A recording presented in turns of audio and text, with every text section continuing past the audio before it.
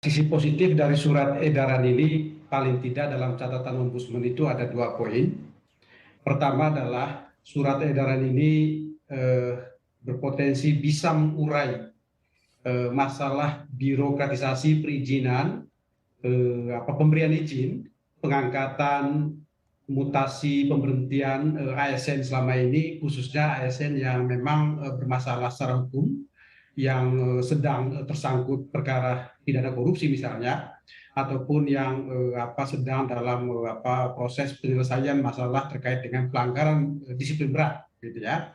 Kemudian kedua adalah surat edaran ini juga bisa untuk menyelesaikan masalah tumpang tindih kewenangan antara Kemendagri dan KSN, Komisi Aparatur Sipil Negara, yang memang selama ini juga punya kewenangan untuk memberikan rekomendasi berupa persetujuan atas pemindahan ataupun pemberhentian seseorang, gitu ya.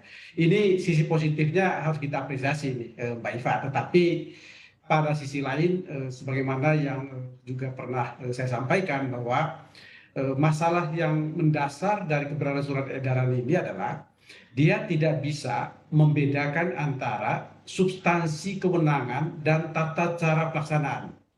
Substansi kewenangan terkait dengan pengangkatan, mutasi hingga pemberhentian yang kita sebut sebagai tindakan administrasi kepegawaian itu diatur pada level regulasi yang sangat tinggi, yaitu undang-undang, dalam hal ini undang-undang 10 2016 tentang pilkada, dan PP ini PP 49 tahun 2008, yang di mana di sana diatur tentang pembatasan dan bahkan larangan bagi seorang penjabat untuk memutasi pegawai, dalam hal ini adalah PNS-nya. Ini diatur pada undang-undang maupun PP. Nah, tata cara pelaksanaannya baru kemudian oleh Kemendagri. Nah, dengan surat edaran semacam ini kemudian seolah-olah mengambil alih ya problem substansi kewenangan itu semata persoalan operasional teknis yang kemudian diatur dalam surat edaran. Ini problem yang saya kira dari sisi hukum dan urutan peraturan perundang-undangan ini bermasalah, gitu ya. Kemudian sisi lain kami juga melihat makna persetujuan tertulis sebagaimana diatur dalam kedua aturan tadi, baik undang-undang maupun PP, itu posisinya itu di belakang. Artinya apa? Ada dulu usulan, ada dulu rencana tindakan kepegawaian dari penjabat yang bersangkutan, dan atas proses yang ada kemudian diajukan ke Kemendagri untuk kemudian Kemendagri boleh atau tidak, izin atau tidak, gitu ya. Itu berarti di belakang. Kenapa seperti ini? Agar kemudian lebih terkontrol, lebih selektif. Jadi tidak semua daerah akan diberikan hak yang sama kalau ternyata memang ada kepala daerah yang dinilai oleh Kemendagri itu punya motif yang tidak benar, maka tidak boleh diizinkan. Tetapi dengan surat edaran semacam ini, dia akhirnya digeser ke depan. Ini semacam gelondongan, diberi cek kosong kepada semua kepala daerah, kepada semua penjabat untuk bisa memutasi ASN Anda, baik antar daerah maupun antar instansi maupun yang terjerat masalah hukum tadi, begitu. Yang ini Mbak Iva, itu potensial dalam bacaan politiknya itu abuse of power, atau dalam kacamata administrasi publik ini kemudian rawan dengan politisasi birokrasi, karena si pejabat sudah diberikan cek kosong yang itu tanpa kemudian didukung dengan suatu monitoring yang sangat kuat dari pihak pemerintah, maka ini kemudian rawan diselewengkan, gitu ya.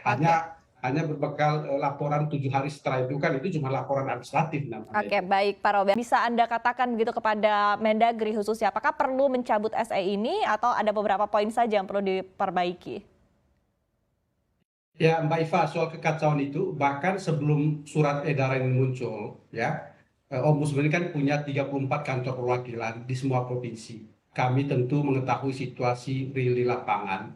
Ada satu daerah, ini saya hanya sebut satu ya, satu daerah pejabat gubernurnya datang dalam waktu yang sangat sesingkat, kemudian dia geser beberapa kepala dinas PUPR, kepala dinas strategis, gitu ya, yang kemudian diangkatlah PLT untuk mengisi kepala dinas yang bersangkutan. Coba bayangkan, belum ada surat edaran seperti ini sudah mulai dilakukan hal-hal yang sebenarnya juga bukan baru, sudah banyak terjadi politisasi birokrasi. Apalagi kemudian ada lapisan pembenar gitu ya, pendukung semacam ini yang itu saya akan sampaikan secara keras saja bahwa ini akan semakin merajalela gitu ya.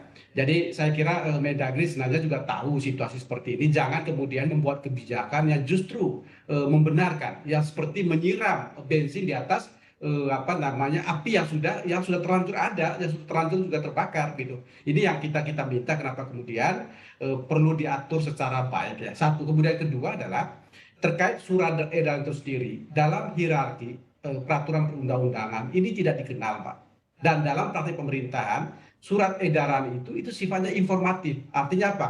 Ada substansi kebijakan yang diatur oleh undang-undang atau oleh PP atau peraturan yang sangat kuat, baru kemudian keluarlah surat edaran menginformasikan, memberitahukan untuk kemudian mendukung pelaksanaan dari aturan yang di atas. Kalau surat edaran yang ini seperti dia mengatur norma baru, jadi dia men-take over sesuatu yang harusnya diatur di aturan yang lebih tinggi, baru kemudian SE ini akan hadir untuk memberikan penjelasan. Kalau ini tidak, jadi dia mengatur substansi sekaligus menginformasikan. Ini yang saya kira dari sisi disiplin berhukum ini patut dipertanyakan.